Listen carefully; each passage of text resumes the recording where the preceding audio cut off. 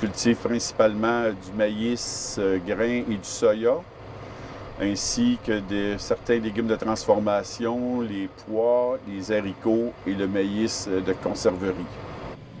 Stéphane Bisaillon sillonne depuis plus de 30 ans ces 350 hectares de terre en Montérégie, au sud-est du Québec. Je fais un examen visuel du plant, la couleur de ses feuilles, je regarde la floraison. Pour l'instant, le plant est en bonne santé. Vivre et cultiver au Canada, c'est selon les autorités subir un réchauffement climatique 2 à 3 fois plus rapide que dans le reste du monde. Alors, comme environ 80% du maïs et du soja produits ici en 2023, selon Statistique Canada, Stéphane mise sur les OGM et le glyphosate pour garantir son rendement. C'est pas seulement la chaleur qu'il faut gérer, il faut gérer aussi les pluies diluviennes. C'est plein de changements. La population augmente, les superficies diminuent, une grande pression sur le territoire urbain.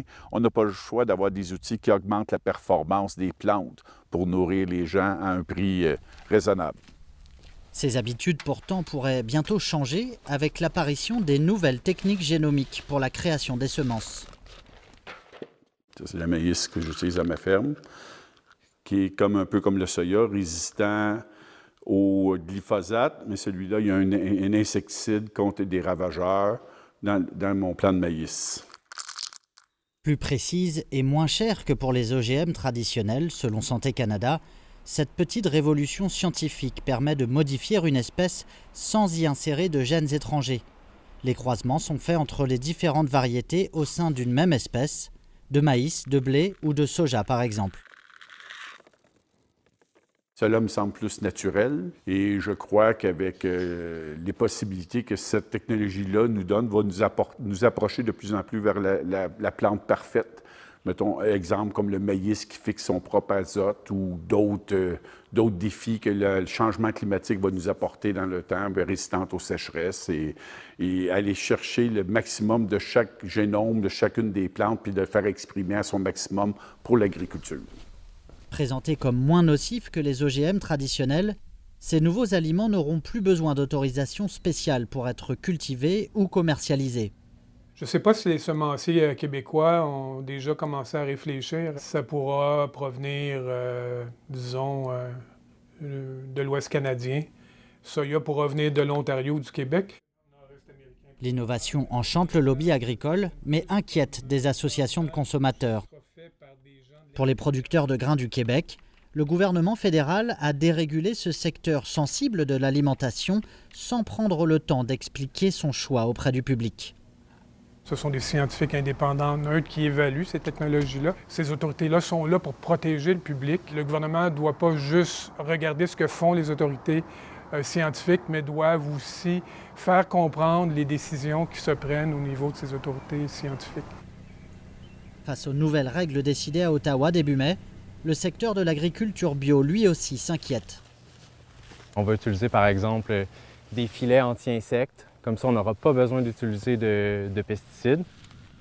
Après 3 ans de travail pour obtenir sa certification biologique, Philippe Morissette s'interroge sur les intentions d'un secteur largement dominé par une poignée de multinationales de l'agro-industrie.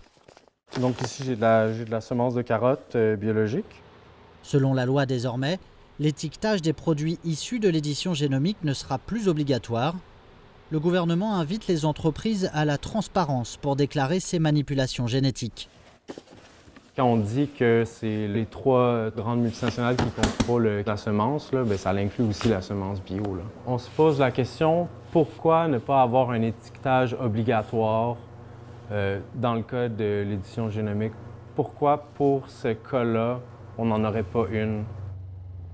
Philippe Morissette réclame l'application du principe de précaution et de plus longues études sur les effets des aliments issus de l'édition génomique. Mais pour ce professeur de chimie et vulgarisateur scientifique, il y a suffisamment de garde-fous et d'informations dans le système actuel pour faire confiance aux nouvelles techniques génomiques. Quand je lis un article de recherche, l'une des premières choses que je regarde, c'est le financement, c'est-à-dire qui l'a financé. Ce n'est pas parce que quelqu'un a un intérêt à financer l'étude qu'on ne peut pas faire confiance aux résultats. Une donnée est une donnée.